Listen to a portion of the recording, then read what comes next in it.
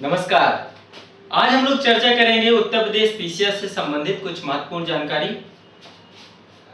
इसमें पीसीएस के कुछ ऐसे फैक्ट बताऊंगा जो फैक्ट आपको काफी सहयोग करेंगे एग्जाम में, और वो फैक्ट कुछ ऐसे होंगे।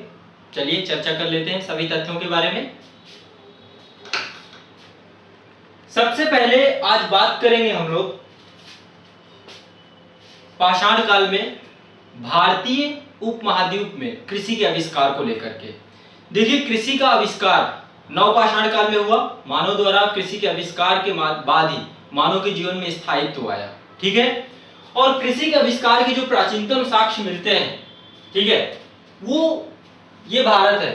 भारत के उत्तर पश्चिम में इधर पाकिस्तान और यहाँ पे बलूचिस्तान। बलूचिस्तान में एक बस्ती है मेहरगढ़। यहाँ पे एक बस्ती है मेहरगढ़। मेहरगढ़ में कृषि के प्राचीनतम साक्ष्य मिले हैं। कब? समयावधि क्या है? 7000 बीसी। गेहूं के साक्ष्य प्राप्त हुए हैं। लेकिन आधुनिक बहुत सारे रिसर्च हुए, ठीक है, आधुनिक शोध अभी भी चल रहे हैं। तो एक उससे भी प्राचीन एक स्थान मिला है जो कि उत्तर प्रदेश में है। वो स्थान है लहुरा देव। लहुरा देव ये कहां पड़ता है? संत कबीर नगर।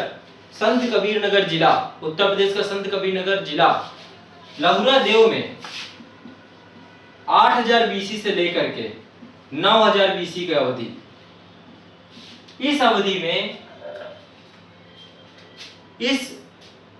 में चावल की कृषि के साक्ष्य मिले हैं। ठीक है। इसके अलावा एक स्थान और है, उसका नाम है कोलडीवा। कोलडीवा इलाहाबाद के पास पड़ता है, और कोलडीवा में भी चावल की कृषि के साक्ष्य मिले हैं। ठीक है। तो यदि कभी ऑप्शन में लहुरा देव यदि रहता है और भारतीय उपमहाद्वीप में कृषि के प्राचीनतम साक्ष्य को लेकर प्रश्न पूछा जाता है, तो ऑप्शन लहुरा देव रहेगा। उत्तर प्रदेश पीसीएस में क्वेश्चन बार बार पूछा जा रहा है क्योंकि उत्तर प्रदेश की साइट है ये। ठीक है। और अभी आधुनिक नवीनतम शोध है तो इससे प्रश्न आएगा। यदि लहुरा देव ऑप्शन नहीं रहता तो मेहरगढ़ ही उसका सही आंसर होगा। लेकिन मेहरगढ़ में चावल के साक्ष्य प्राप्त हुए हैं। कोलडीवा इलाहाबाद के पास, वहां पर मेहरगढ़ में गेहूं के साक्ष्य प्राप्त हुए हैं, और कोलडीवा में चावल के साक्ष्य प्राप्त हुए हैं। लहुरा देव में भी चावल के ही साक्ष्य प्राप्त हुए हैं। ठीक। लेकिन सबसे प्राचीनतम साक्ष्य लहुरा देव संत कबीर नगर जिले से ही प्राप्त हुए हैं। इसके बाद नेक्स्ट है, उत्तर प्रदेश में लोकसभा सीटों के लिए, उत्तर प्रदेश में लोकसभा के चुनाव होते हैं तो प्रदेश से 17 सीटें एससी कम्युनिटी के लिए, एससी कम्युनिटी की 17 सीटें रिजर्व है। ठीक है। और एसटी कम्युनिटी की 0, एक भी सीट रिजर्व नहीं है। ठीक है, रिजर्व होना। नेक्स्ट, उत्तर प्रदेश का राष्ट्रीय पशु क्या है? ये बहुत साधारण क्वेश्चन है, लेकिन ये भी गलत करके आ जाते हैं। तो उत्तर प्रदेश का राष्ट्रीय पशु है बारहसिंगा। राष्ट्रीय पशु है बारहसिंगा।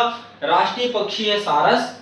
राष्ट्रीय पक्षी है सारस। राष्ट्रीय पशु है बारहसिंगा। राष्ट्रीय चिन्ह मैंने यहाँ पे बनाया उत्तर प्रदेश सरकार के नाम से, राष्ट्रीय चिन्ह है उत्तर प्रदेश का। इसमें क्या है? एक वृत्त है, आप देख रहे हैं, एक वृत्त है। वृत्त में 2 मछलियां हैं। एक वृत्त, 2 मछलियां और एक तीर धनुष। ये उत्तर प्रदेश सरकार का सिंबल है। ठीक है। इसके अलावा राजकीय वृक्ष, उत्तर प्रदेश का राजकीय वृक्ष अशोका है। अशोक, जैसे कि राष्ट्रीय वृक्ष हमारा पीपल है, बरगद, बरगद है। ठीक है। वैसे ही उत्तर प्रदेश का राष्ट्रीय वृक्ष अशोक का पेड़ है। ठीक है। इसके बाद राजकीय पुष्प, राजकीय पुष्प जो है पलाश है। भारत का है, कमल है, लेकिन यहां पर पलाश का, पलाश। ठीक है, ये राजकीय पुष्प है। इसके अलावा राजकीय नृत्य, तो एक शास्त्रीय नृत्य है। ठीक है।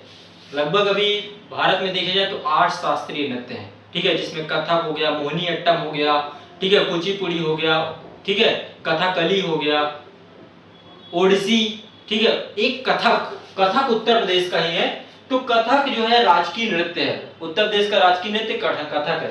राजकीय खेल हॉकी, भारत का भी राजकीय खेल हॉकी है, उत्तर प्रदेश का भी राजकीय खेल हॉकी है। इसके अलावा कुछ और महत्वपूर्ण चीजें, उत्तर प्रदेश में कुल कृषि पारिस्थितिकी क्षेत्रों की संख्या 20 है। कुल कृषि पारिस्थितिकी क्षेत्रों की संख्या, कृषि पारिस्थितिकी क्षेत्र, इनकी संख्या कितनी है? 20 है। इंपॉर्टेंट क्वेश्चन है। इसके अलावा कृषि जलवायु क्षेत्र, ये दोनों अलग चीज है। ये कृषि पारिस्थितिकी क्षेत्र है। नेक्स्ट है कृषि जलवायु क्षेत्र। जलवायु, कृषि जलवायु क्षेत्रों की संख्या 9 है। ये दोनों याद रखिएगा, पारिस्थितिकी शब्द आ जाए तो वहां पर 20 है और कृषि जलवायु की संख्या 9 है।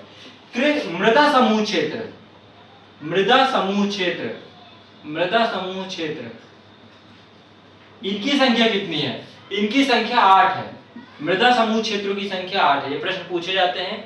इसके अलावा एक परमाणु ऊर्जा, उत्तर प्रदेश में परमाणु ऊर्जा का एकमात्र विद्युत केंद्र जहां पर परमाणु ऊर्जा का उत्पादन किया जाता है वो है नरौरा। ठीक है, 1989 इसमें जो है नरौरा को स्थापित किया गया था। ये नाभिकीय ऊर्जा यहाँ से जो है न्यूक्लियर एनर्जी बनाई जाती है और ये नरौरा जो है बुलंदशहर जिले में है, बुलंदशहर जिले में। ठीक,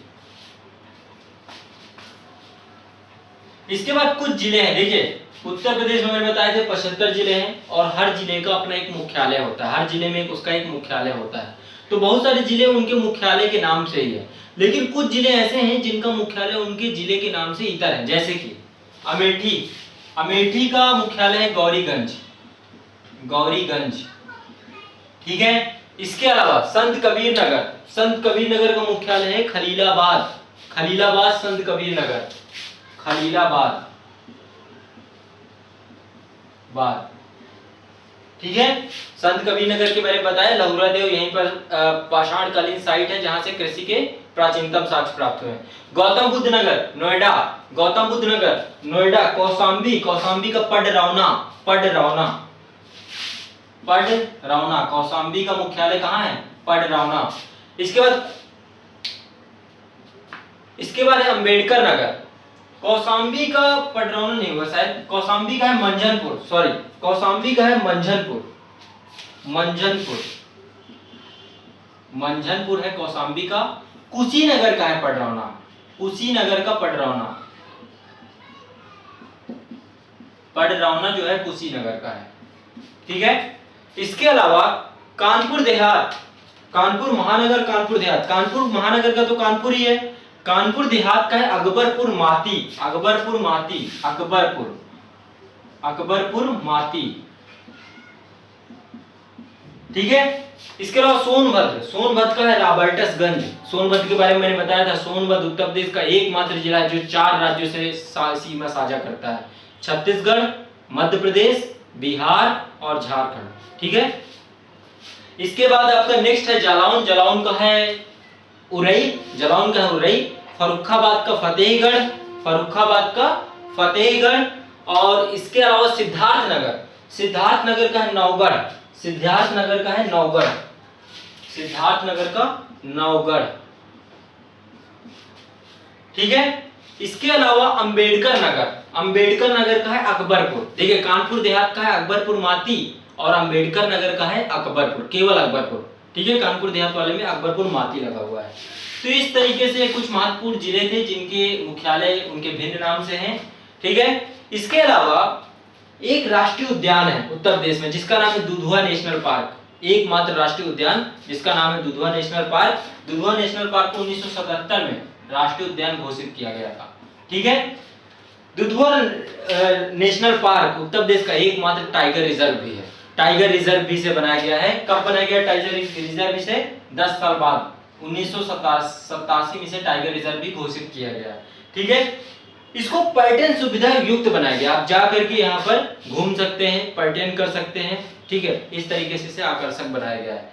इसके अलावा प्रथम वन्य जीव विहार, उत्तर प्रदेश का प्रथम वन्य जीव विहार, वन्य जीव विहार, बिहार। तो ये आपका है उत्तर प्रदेश का चंद्रप्रभा, चंद्रप्रभा वन्य जीव बिहार, चंद्रप्रभा वन्य जीव बिहार जो कि 1957 में बना घोषित किया गया था। ये पड़ता है चंदौली डिस्ट्रिक्ट में, चंदौली उत्तर प्रदेश का चंदौली डिस्ट्रिक्ट, वहां पड़ता है चंद्रप्रभा। ठीक है, इसके बाद कुछ क्वेश्चन और आते हैं। ठीक है, जैसे कि कुछ साइट है उत्तर प्रदेश की, कुछ साइट है। एक साइट है मैदहा, मैदहा उत्तर प्रदेश की एक साइट है जिसका नाम है मैदहा, मैदहा, ये प्रतापगढ़ जिले में पड़ता है मैदहा। ठीक है, तो मैदहा से हड्डी और सींग निर्मित उपकरण प्राप्त हुए हैं। ये प्रश्न गलत ना हो इसलिए मैंने कहा इन्हें भी कवर करें, ये प्रश्न पूछे भी गए हैं। हड्डी और सींग निर्मित उपकरण कहां से प्राप्त हुए हैं? मैदहा से। ये उत्तर प्रदेश के प्रतापगढ़ की साइट है। ठीक है, इसके अलावा एक राइटर है जिनका नाम है डॉक्टर जयनारायण पांडे। उन्होंने एक बुक लिखी है पुरातत्व विमर्श। पुरातत्व विमर्श में उन्होंने 3 जगहों की बात कही। एक तो आपका सराय नाहर राय, ये भी वही उसी इलाके में है, दमदमा और मैदहा। इन तीनों से उन्होंने बताया कि हड्डी एवं सींग निर्मित उपकरण प्राप्त हुए हैं। ठीक है, ये जो है एक मध्य पाषाणकालीन स्थित है, इस स्थल है। इसके बाद दमदमा से एक ही कब्र से 3 सावधान प्राप्त हुए हैं। कब्र एक ही है, वहां पे 3 लोगों को दफनाया गया है। वहां पे एक और कब्र प्राप्त हुई है जहां पे 5 लोगों को दफनाया गया है। तो जहां पे 3 या 5 लोगों को दफनाया गया है वो साइट कहां प्राप्त हुई है? दमदमा। ठीक है, दमदमा, ये भी प्रतापगढ़ में ही है दमदमा। ये सब मध्य पाषाणकालीन स्थल है, मध्य पाषाणकालीन स्थल। ठीक है, इसके बाद उत्तर प्रदेश का क्षेत्रफल शायद मैंने नहीं बताया था, क्षेत्रफल मैं एग्जैक्ट बता देता हूं। का उत्तर प्रदेश का क्षेत्रफल 2,40,928, याद कर लीजिएगा, किलोमीटर स्क्वायर। ठीक है, 2,40,928 किलोमीटर स्क्वायर, यह है उत्तर प्रदेश का क्षेत्रफल। यूपी का क्षेत्रफल कितना है? 2,40,928।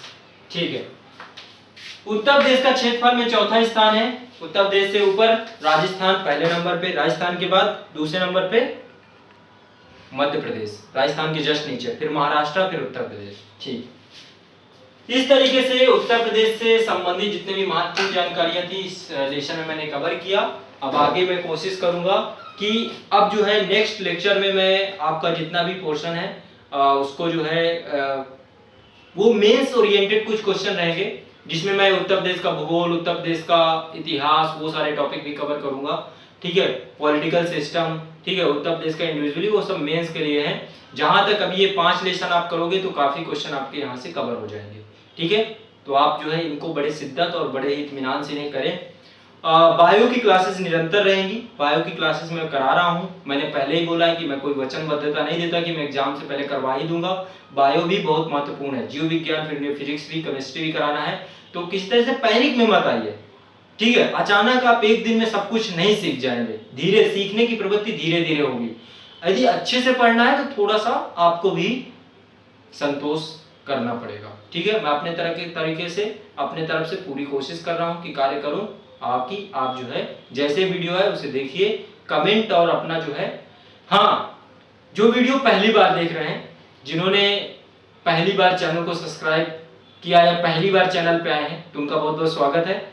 और प्लीज आप नीचे जाके सब्सक्राइब करें। आप वीडियो मेरे अच्छे लगे लाइक करें, यही सब चीजें हमें मोटिवेट करती है। ठीक है, यही सब चीजों से हमारा भी उत्साह वर्धन होता है। तो प्लीज कमेंट करके अपनी सकारात्मक प्रतिक्रिया दें। सकारात्मक प्रतिक्रिया का मतलब होता है कि बहुत सारी चीजें आपको यहाँ पर लग रहा होगा कि ये चीजें और सुधरनी चाहिए, वहां पे सुझाव दें। नकारात्मक प्रतिक्रिया करने वाले बहुत लोग हैं, नकारात्मक प्रतिक्रिया भी लोग करते हैं, उसमें कोई हर्ज नहीं है, लेकिन नकारात्मक प्रतिक्रिया करने के बाद आप सुझाव तो दें, विकल्प तो बताएं कि इसका सुझाव क्या होगा। ठीक है, सुझाव बहुत जरूरी है, इसे बोलते हैं सकारात्मक प्रतिक्रिया। भारत की प्रॉब्लम यही है, भारत में विपक्ष नहीं विरोध है। ठीक है, हर बात में विरोध करना, विकल्प नहीं कोई बताता है। तो आप मुझे विकल्प जरूर बताएं कि इसका ऐसे ऐसे सुधार किया जाता है। धीरे धीरे सुधार किया जाएगा और मैं उस पर कार्यरत भी हूँ, इंप्रूवमेंट कर रहा हूँ। चलिए, बहुत बहुत शुक्रिया। आपके एग्जाम अच्छे हों। मेरी उम्मीद है कि 24 सितंबर आपका ऐतिहासिक होगा और 24 सितंबर में आप बड़े इत्मीनान से पूरे पेपर को हल कीजिएगा। चलिए, बहुत बहुत शुक्रिया, धन्यवाद।